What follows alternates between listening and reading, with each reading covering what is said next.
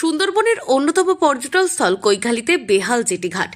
এখান থেকেই নৌকায় চেপে সুন্দরবনের নানান অঞ্চলে ঘুরতে যান বহু পর্যটক। সেই কৈখালী জেটিঘাটের অবস্থা বেহাল। 2020 সালে মে মাসে আমফান ঝড়ের দাপটে ভেঙে গিয়েছিল এই জেটিঘাট। 4 বছর কেটে গেলেও এখনো পর্যন্ত তার সারানো হয়নি। ফলে সমস্যায় পড়েছেন পর্যটক থেকে আরম্ভ করে নিত্যযাত্রীরাও।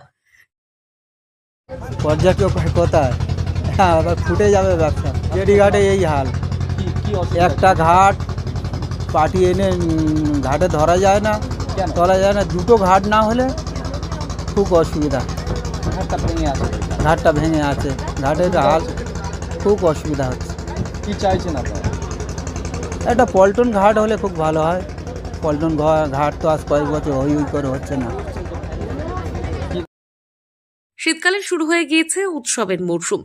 এই সময় প্রতি বছর বহু পর্যটক আসেন। বেহাল জেটিঘাটের কারণে প্রায়ই ঘটে দুর্ঘটনা। সপ্তাহখানেক আগে নৌকা থেকে পড়ে মারা গিয়েছেন এক পর্যটক। বারবার প্রশাসনের কাছে বিষয়টি নিয়ে দরবার করলেও এখনো পর্যন্ত কোনো সুরাহা হয়নি। যদিও মাসখানেক আগে সেচ দপ্তরের পক্ষ থেকে এই জেটিঘাট পরিদর্শন করা হয়েছে। খুব তাড়াতাড়ি এই জেটিঘাট তৈরির কাজে হাত দেওয়া হবে বলে জানিয়েছেন কুলতলির বিধায়ক গণেশ মণ্ডল। জেটিঘাটে বিভিন্ন মানুষ আসে, তো বাচ্চা বা মহিলা অক্ষম পুরুষ সবাই আসে।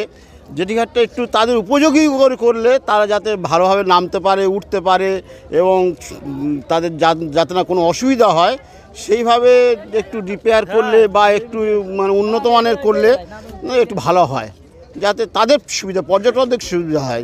লোকাল মানুষরা তারা চলে ফেরে অভ্যেস, আমাদের তো চলে ফেরে অভ্যেস নেই, সেই জন্য একটু উন্নত মানের করলে ভালো হয়। যদিও এই প্রসঙ্গে পর্যটকরা জানিয়েছেন জেটিঘাট ভাঙা থাকায় তারা সমস্যার মধ্যে পড়েছেন।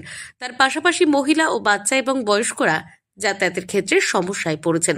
এ বিষয়ে এক লঞ্চ কর্মী জানান, ইতিমধ্যেই বোট তৈরি ও চালানোর খরচ বেড়েছে। তার উপর জেটিঘাটের অবস্থা বেহাল হওয়ায় আরও সমস্যা বেড়েছে বলে জানান তিনি। জেটিটা আমফানে ভেঙে গেছিলো, সেই জেটিটা আমরা তৈরি করে দিয়েছি।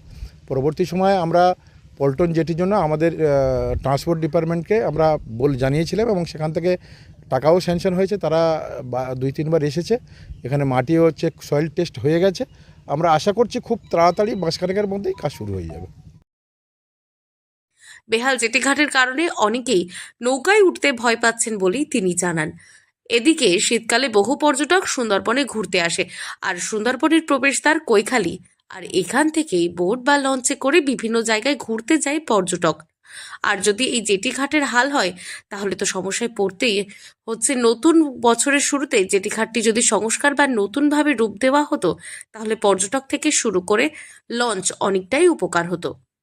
কবে হবে সেদিকে তাকিয়ে বোট মালিক থেকে শুরু করে সুন্দরবনে ঘুরতে আসা পর্যটকরা। দক্ষিণ 24 পরগনা থেকে সুমন সাহার রিপোর্ট, লোকাল 18 বাংলা।